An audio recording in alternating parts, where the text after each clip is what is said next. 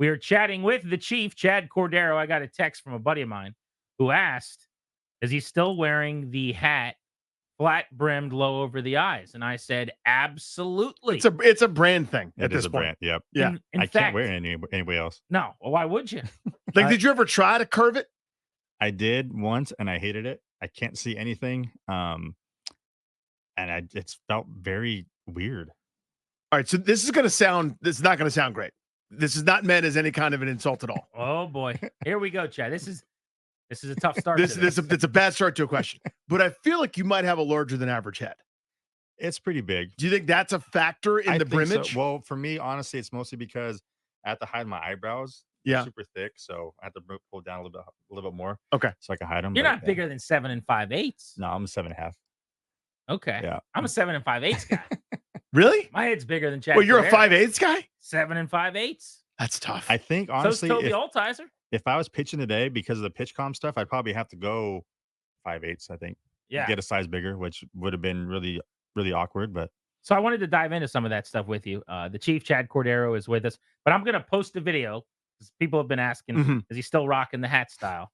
The video is of you coaching up our guy, Ryan Clary. Ryan explains it all. He's trying to get to the big leagues. Now he's starting at 24, so it's going to be difficult. He hasn't played since high school. Right. Right. And he didn't pitch in high school. No, he didn't. But he's trying to pitch in the big leagues. And you worked with him for a short time, and you said he's got no chance in hell, I believe was the quote. I might have used some other words too. Yeah. I think he said, stop wasting your time. I think is what he said. My favorite part was, the easiest part of it all was, hey, Ryan, show me your four-seam grip. I thought that would be fine. And he shows it to Chad, and Chad's like, he cringed. No, we got to tweak that. You feel good about your four-seam grip, Clary? What happened? I mean, I felt pretty good about it, Chad. I feel like we can kind of work on this. I think I can get to the big leagues eventually. I just think I'm one of those guys where I may have been overlooked back in the day, but I think the time is now to make it to the bigs. You should probably learn how to throw a knuckleball instead, though. Okay. Yeah. We could do that. Yeah. You could teach It's easy. Just do it. Dickie's knuckleball. Yeah, why not? So how old were you in 05, by the way? I was 6 years old. Ugh. Yeah. And when you were 6, how steamed up did you get for Chief? I mean, Chad Cordero was my guy back in the day. I mean, like, legit, I grew up watching Chad Cordero, which I'm sure that probably doesn't feel great to many out there. But, I mean, I grew up going to RFK Stadium in the burgundy and gold seats, seeing the Chief come out. I mean, I was getting real sized out there. They were in orange seats at that point? I mean, there was burgundy and gold up in the nosebleeds. Up in the upper tanks, yeah. Okay, I see. Yeah, we were headed up top. Yeah, we were up top. Chief was sitting in the bullpen. There was also this clock, like a baseball clock that's the only thing I remember about RFK that never worked. Right. It never actually told the time, but it's the one thing about that ballpark I remember. It was a nubby ballpark. That was tough. What about when you guys moved to Nats Park in 2008? I was there opening night when Zim hit the homer. You were on that club that season for at least early. Yeah, because that first game is when I got hurt. I got hurt playing Did you get catch. hurt in that game? Before the game is when I got hurt, yeah. Well, I don't remember that. Yeah, Wow. what was the story? Sorry. So just playing catch before the game, and all of a sudden I just felt a sharp pain go from my shoulder down to my elbow. On opening night. On opening night. That Oh my is God. brutal. Yep. First day in a new ballpark. Yeah. My velocity had gone down in spring training, but didn't think anything of it. Just thought I was probably dealing with dead arm and stuff. But once I felt that pain, I was like, yeah, there's something wrong. So you remember this neighborhood that night. I mean, what was here of it? I mean, now you're walking down Half Street picking the restaurant or bar to go to. It's crazy. It's nuts. Like it's crazy the transformation this area has made over the last 4 years or 5 years since I threw out the first pitch of the World Series. It's changed a lot. But since that first day in 08, it's night and day. It reminds me of the Gaslamp District in San Diego, right behind Petco Park. It's the same type of thing. Mm-hmm. It's obvious you love the game. And you're in it now, and you played at such a high level. What's the thing? The way I've thought about this, and I've talked to Grant about this a million times, is I love baseball. I'm willing to put up with certain changes that I may not love, as sort of to grow the game for the greater good. What's one of these changes? The newfangled way, maybe like a guy hits a single down 11 runs, and he's got to do like a choreographed dance with his bench, or replay, or pitch clock, or whatever. What's one of these changes you go, you know what? I still love baseball, but man, I can't get on board with that. What's one that you're like, I'm out?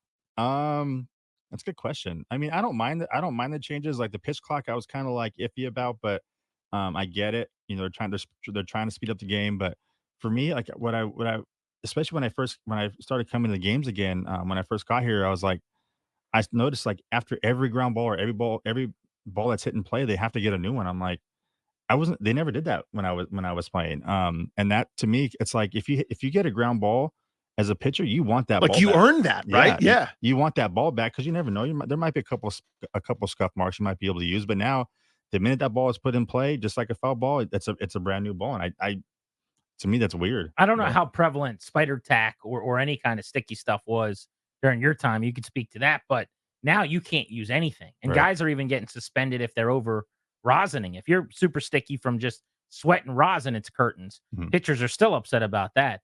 What was it like back when you were throwing? I mean, guys use some stuff, but it wasn't anything. Was it mostly like sunscreen or? Yeah, the sunscreen. Yeah. I never did because I didn't like it. I just was all natural with just using my sweat and that was it. And 88 coming at you, baby. exactly. Because me, if I was going to use anything, I tried it once in college, but I didn't like it. I lost all my control. I didn't have a good feel for it. So for me, I never used it.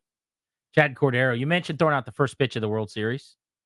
Which game was that? I'm trying to remember. I know you did it. But... It was the first game here. So game three. Game three. Yeah. Okay, cool. Yeah. And how did you do on the first pitch? I threw a ball. Did you? Yeah, I was nervous, man. I was. You were nervous. Did you go from the rubber? No, in front. I was in front because on the mound or on the grass. I think I was on the grass. I think. And you still threw a ball? I threw a ball. Chad. Yeah, that's tough. That's upsetting. My hands were sweaty. I was nervous. I was more nervous doing that than I ever was closing out a ball game at RFK. No way. Oh yeah, I remember on the flight over, my my whole arm was shaking. My hand was sweaty. I was a nervous wreck. Wow. Yeah. That was like your first trip back in a while. It was. Too. Yep. Who were you? Do you remember who caught the pitch? Oh yeah, it was Brian Snyder. Oh, of course. Yep. Now I remember them doing that. Mm-hmm. Yeah, it was the original crew. Yep.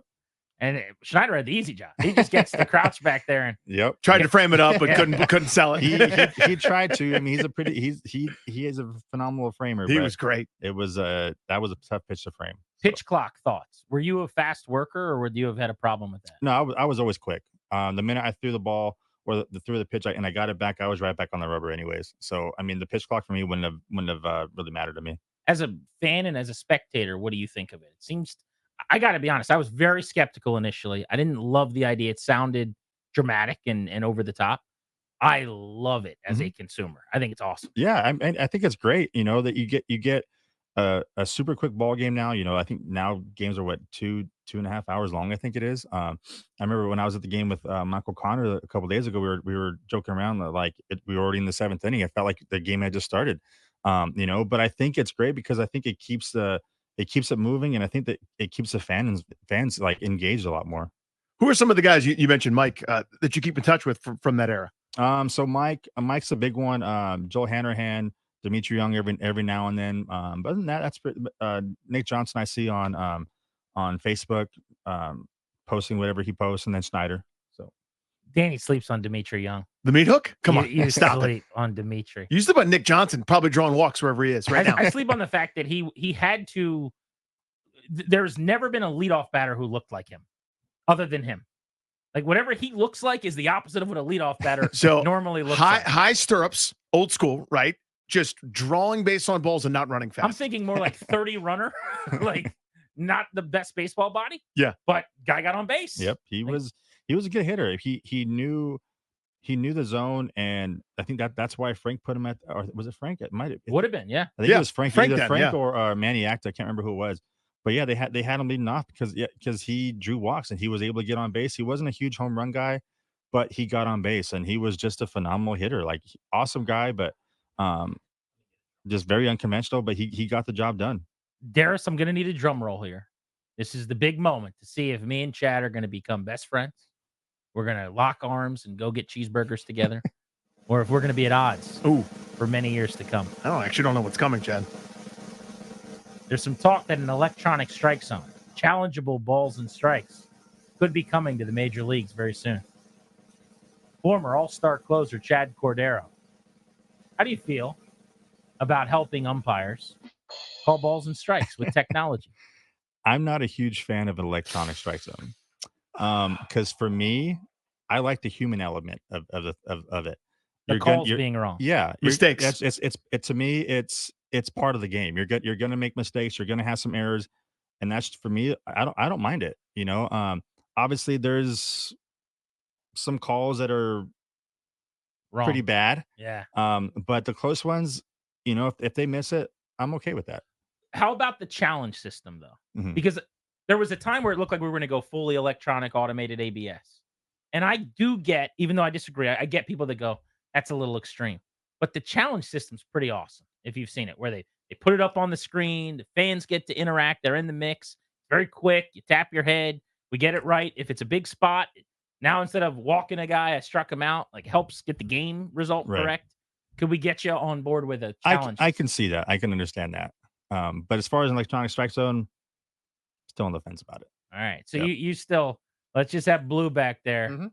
And if he has a bad day, he has a bad day. Yeah. There was an ump the other day. I can't remember who it was. I think it was Schilt maybe, but one of the managers was in his face and he's like, "You've been bleeping awful all day." And I think John Boy did a breakdown and the umpire was looking at him. He goes, "I've been S today, man." And he was just like, telling him, He's like, "Yeah, I've been awful. I've had a really bad day." And he it's like the saddest umpire ever. He's like, "Yeah, man, I have been total S." And like that was just a I'm conversation. still gonna throw you out, but Yeah, I've he's not like, been good. I did eject you, but just know you're right. I have been horrible. And honestly, if an umpire says that, okay, like I get it. Everybody has a bad day. If they admit, okay, I missed that call, I can live with that. Did you ever get into it with an umpire? I never had an I don't think you ever opportunity had one, to. right? Yeah, I mean, as a closer, I can never really afford to hit a batter on purpose or get in an argument with an umpire because for me, I was a closer. I was the last line of defense before the game was over for the most part. Did you mind guys pimping home runs? I mean, if they hit like if Andrew picked a home run off of me, I would not have minded it because he earned Andrew it. Jones. Yep. Or Chipper Jones. But what if it was a nubber? What if it was like me, first big league homer, a guy that looked like me, just a big fat nobody?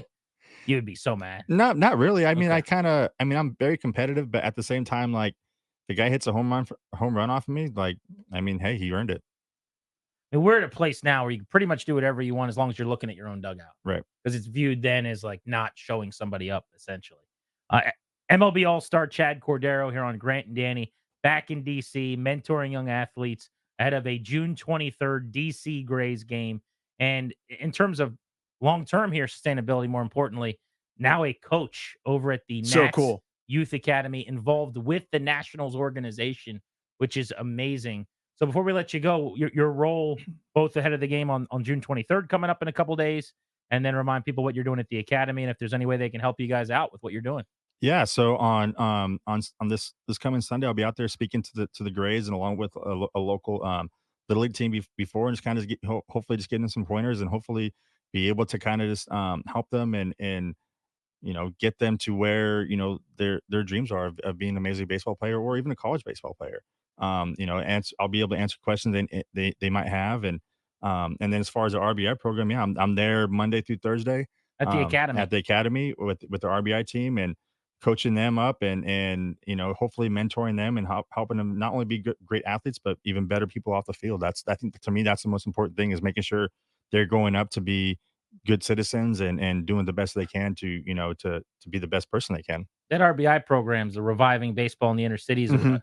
Major League Baseball's done such an incredible job with that. Well, it's fantastic. And even locally for the Nationals and that youth academy from an area that had nothing in terms of baseball or access, you've now got little league teams that are winning regionals. You've got multiple kids that are going on to play in high school and now multiple college players. Again, a totally underserved area. It's fantastic. Chad, thank you for coming in. This was a blast. Cool, man. Thank you for And if you having need me. any help, I know there's a lot of kids to coach up. Ryan will probably, if you need a pitching coach, you can take Clary Yeah, with hit me you. up. I mean, for me, I'm giving lessons as well out here. So if anybody needs lessons, hit me up on my Instagram and stuff. I'll be more than willing to help. Clary, you got your guy, you and Chief. There's Chad Cordero with us on Grant and Dan.